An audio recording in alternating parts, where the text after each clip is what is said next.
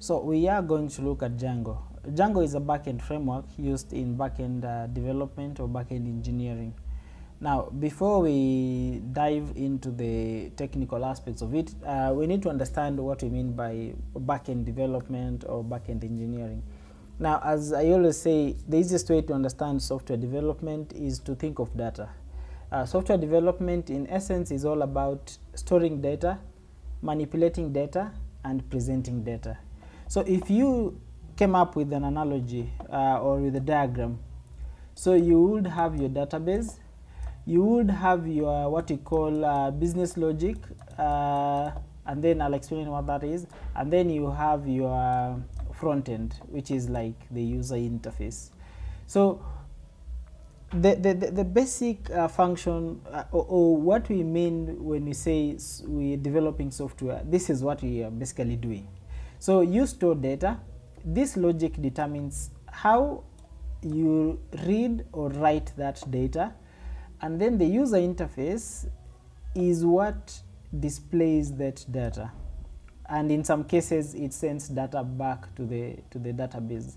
So Django also has a complex way of defining this, and we'll look at it in a second.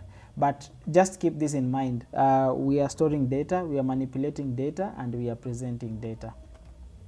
Now, in the context of Django, okay, I need to delete this. In the context of Django, I have a diagram here that can help us understand more what you're talking about. In the context of Django, we use what we call Django REST framework. Django REST framework is what helps us to store data, retrieve data, and present data. So you have your maybe React or Vue or Angular front end. So the front end, what does the front end do? It gets the data and it posts the data, and that data is gotten and posted to what we call Django REST framework, and it's posted to an endpoint. And then that endpoint is responsible to go to the database, get us that data, or post the data that you want to post. It's a little bit complex when you look at this, but we'll explain as we go into the practical session. Yes, so I'm just going to dive right in. First, we are working with Django, so we need to Django is a Python framework, backend framework, so we need to confirm that Django is installed and Python is installed. So in my case, I'll just come here and do Python 3, and I see Python is installed. But in my case, I'm going to use a virtual environment to install Django into it so that I can separate the libraries.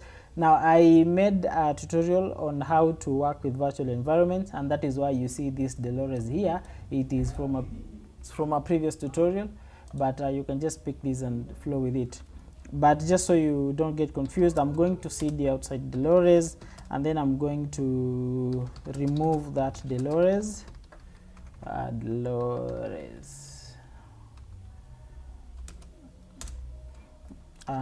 Type the password. So we don't have that directory called Dolores. So I'm going to, now we are starting from scratch. So what are we building? I want us to build a recipe application. Basically, that's it. It's a very simple way of, okay, it's not an application, but a recipe REST endpoint. So I'm going to create a directory, mk directory. I'm going to say Dolores, the name of my dog, and then I'm going to cd into Dolores, and then I'm going to create a virtual environment. So I'll use a tool called virtual env, and I will give my virtual environment the venv name. You can call it what you want. You can call it Dolores venv, but I just like to use venv, and then I'm going to hit enter. I'm going to clear. I like to work with a clean terminal. So my virtual environment is installed, so I need to activate it. So to activate my virtual environment, I just need to type that command, and then I hit enter. Now on Windows it could be a little bit different, but the principles is the same. So you will notice that this is appended on our prompt. It's not here. So this means we are inside the virtual environment. So inside the virtual environment, we can go ahead and do our thing. So I'm going to grab Django. I'm just going to type Django here, and then I'm going to go to the official documentation. Please use the official documentation when you're just getting started. It can be challenging at times. What did I type? Oh no, I just want Django. So I go to Django, to the documentation, installation, and then install an official release. Okay, so here we have how to install Django. So I just copy this and then I paste it in my terminal. It's going to take a few seconds. It's going okay. Now Django 5.06 is installed inside our virtual environment. So apart from Django, we also want to use Django REST framework, but before we get into that, let's set up our project. So inside here, I'm just going to say Django admin start project. I'm going to call it recipe API. How did I type? Django start project recipe API. I'm going to hit enter. Now when you do ls, you realize this folder is added. Now there's another thing I want to try and see if I'll just recipe API. I'm going to type the same command, but instead of just leaving it like that, I'm just going to put a period there, and I'm going to see any difference. Okay, so as you can see, the only difference is this one created a recipe API, which now has something. When you open this, you'll see again another recipe API inside it. But when you do it like this, it kind of gives you a cleaner environment to work with. Okay, I don't know how else to explain this, but if you just type out the commands and see the folders, how they get created, you might understand it better. How? So this is what we use to manage our Django. Manage.py is what we use to manage our Django. So after Django is installed, we are going to invoke this script. So we are going to say python manage.py. We are going to start up, we call it recipe, and then you hit enter. Now when you do ls, you'll realize this folder is created. Now when you do ls recipe, let's see what's inside it. We have the models, the test, the views, and migrations, apps.py and admin.py. Now a brief intro on what these files do. This is what helps us to integrate, to interact with the database. This is what helps us now to get the data or post the data to the database using the models. Migrations stores our configurations in terms of tables and fields and what the database has. Admin.py, we will look at what that does in a second. These are the files, just ignore them for now, but if you have time, you can just Google what they do. So I'm just going to open this project inside a code editor. My code editor is Visual Studio. Let me zoom in a little bit. That's too much. That's fine. So I'm going to open my terminal down here. So that we have our code and the terminal down here. Now you will notice the virtual environment has been deactivated. If you type something like python manage.py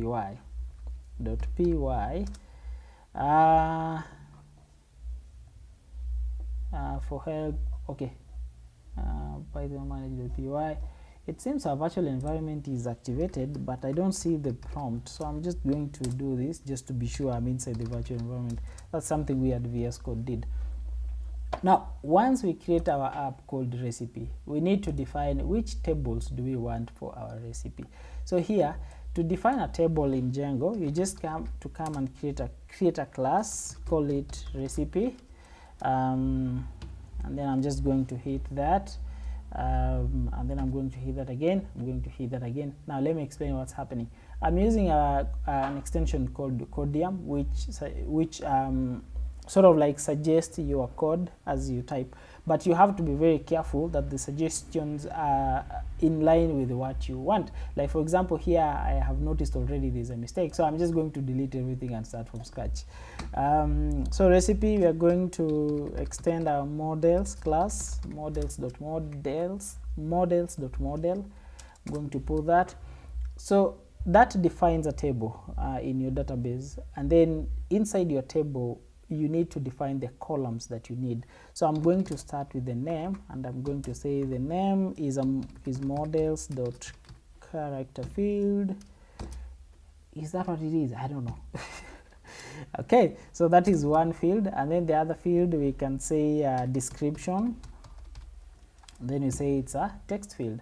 Now the rest, just ignore them for now, we don't need them. So here, what have, oh, okay, this is supposed to be that. What am I doing? This is supposed to be that. So what we've done is we've defined a table, and we've defined the fields that will go under that table. Now if you need to okay, that is a little bit complex, I'll come back to that in a second. So what's next? The next thing we need to do is we need to define how we are going to get that data. And how we are going to get that data, we are going to use what you call Django REST framework. Django REST framework allows us to serialize data. So here, this format is what you call Python ORM, Object Relational Mapper. But in the front end, in most cases, if you've worked with front end, you'll know that front end requires maybe, let's say, JSON or what the other data formats. But in our case, you're going to use JSON. So we need we need a tool that will convert the data from this to JSON, and that is where REST framework comes in. So REST framework is a library, you have to install it. So I'm just going to copy the command to install REST framework and paste it here. It's gonna do its thing.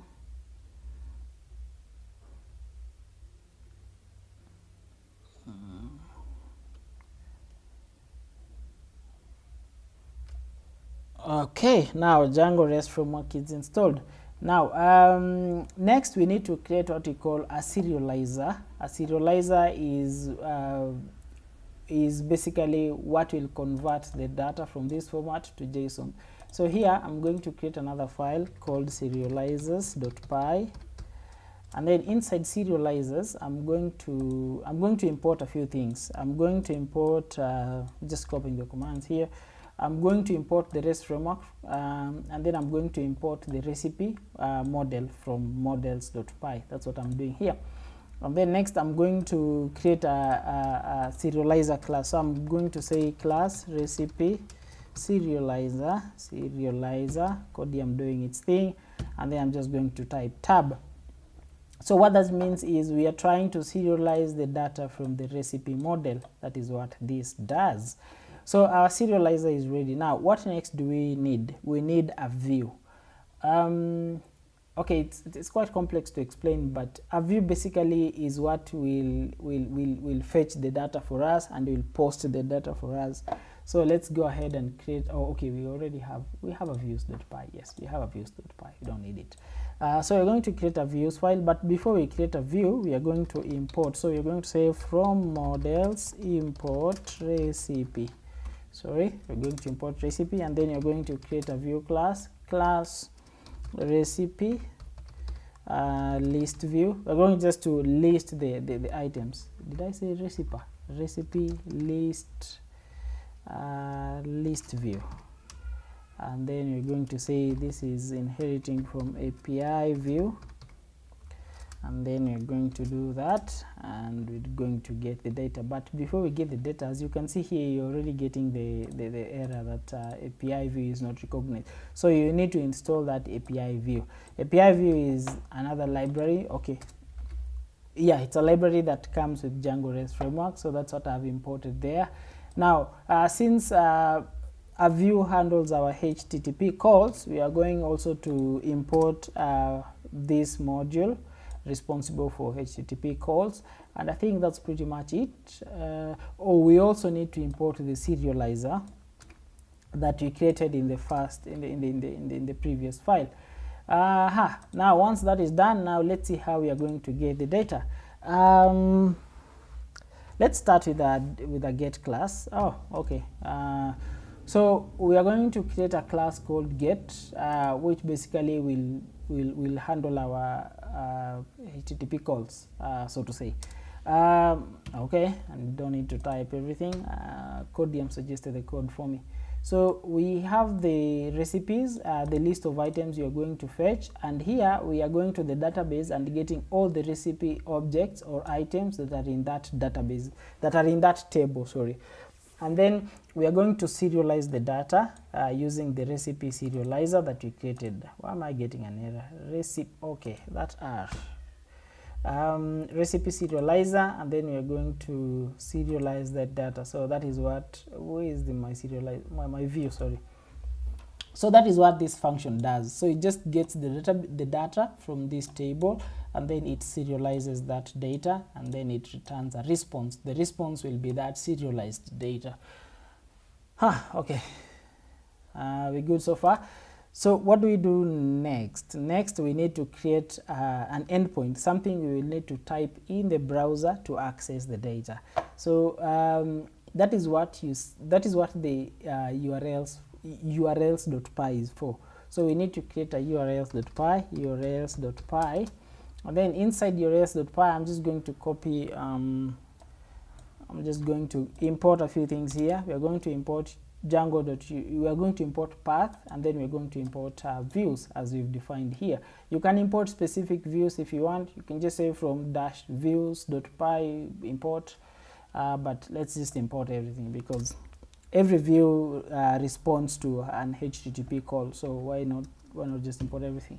So so we've defined our root URL here when we access recipe, and then we've defined the view that is responsible for those calls. Now you understand what a view does: handles HTTP calls in simple terms. But this application that we created here, recipe application, is not recognized by our root project. Remember when you said Django start project, and then it created this? So this is now where we manage our entire project. So we've created an application, and we need to add it to installed applications. So what we need to do is we need to come to settings.py, and then we'll scroll down to installed applications. Where is installed applications? So to installed applications, first we've installed an application called recipe. Second, we've installed an application called REST framework. REST framework. I need to do that. So we've installed those two applications, so we are going to specify that there. Next, we need to tell the parent URLs where our endpoint is, and that is the work of urls.py. So we're just going to come in here, and then we're going to say path, we're going to say recipe. So when somebody types recipe in the browser, it points to that endpoint. Now we're getting an error here that include is not defined. This is a library, so you have to import that library from Django, Django.urls, import path and include. Oh no, path is already installed. Okay, why am I typing something that is already there? So I'm just going to come here and say also import include. Okay, and the error is gone. So what's remaining now? What's remaining is to run our code. So to run your code, you need to first tell the database that I've defined these fields, and I need you to store them as these tables and these columns. So the command we use for that is python manage.py make migrations, and then you're going to hit enter. And then another command we also need is python manage.py migrate, and then we hit enter. Does the migrations. And now we need to run our software, so we're going to do python manage.py run server, and then our server is running at port 8000. So we're going to copy that, and we're going to go into the browser, and then we're going to paste it there. As you can see, it tells you I don't recognize this endpoint, but as you can see here, it says that it has searched here and here. So let's try with that admin one first. So you're going to say admin, and as you can see, there's something running there. Let's try with recipe. Okay, so here is our endpoint. So of course our data is empty. That is why you see it's returning this. Now we need to create some data. So we are not going to use the endpoint to create the data. We are going to use the Django admin interface. So I'm going to clear here, and then I'm going to say python manage.py create a super user. and then I'm going to say leave blank. Okay, just use mbadi.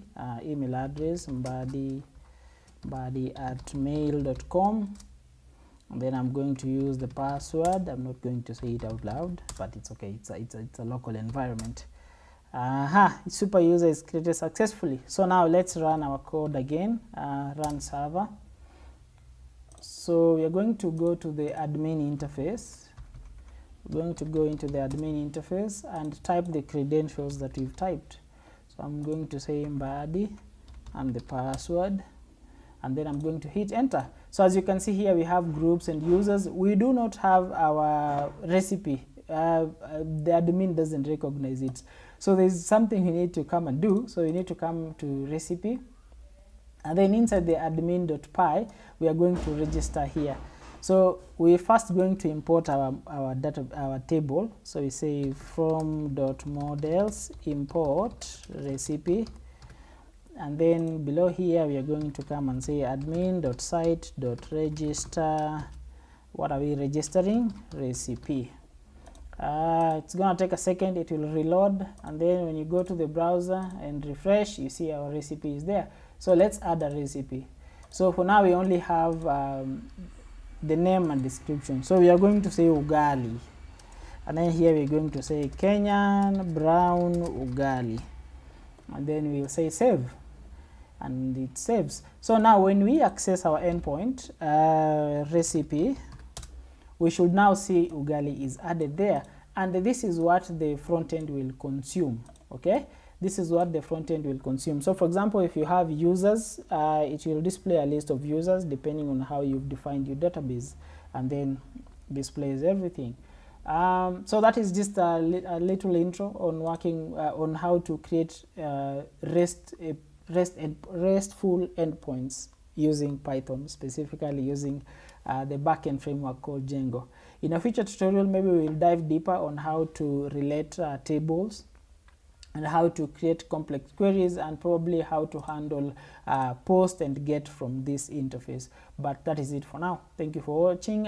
If you liked, please consider giving me a subscription or a like. Is that what they say? Okay, consider subscribing. Yeah, thank you.